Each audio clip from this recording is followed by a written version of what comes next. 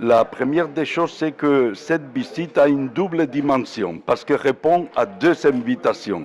Tout d'abord, c'est le roi, Sa Majesté, qui a invité le pape, et pour cela, il y a une dimension que nous pouvons qualifier de politique, dans le plus noble sens du mot politique. La rencontre entre deux peuples, le peuple marocain et le christianisme. Il y a aussi une dimension religieuse parce que c'est le commandeur des croyants, Amir el-Mouminin, qui rencontre les chefs des chrétiens catholiques du monde entier. Alors ça c'est une première partie.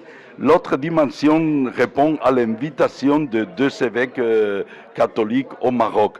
Et pour cela, c'est une visite que nous disons pastorale. C'est le pasteur, le berger de tous les chrétiens du monde qui vient visiter le petit troupeau qui est ici au Maroc, l'église qui est au Maroc et qui veut être l'église du Maroc.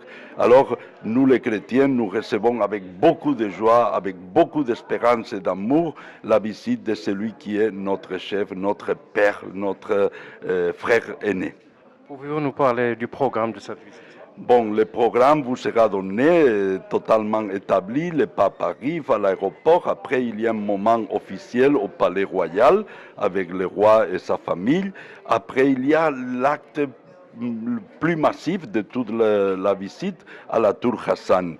Dans la Tour Hassan, il y aura la rencontre avec le peuple marocain, les autorités, la société civile, tous ceux qui voudront être.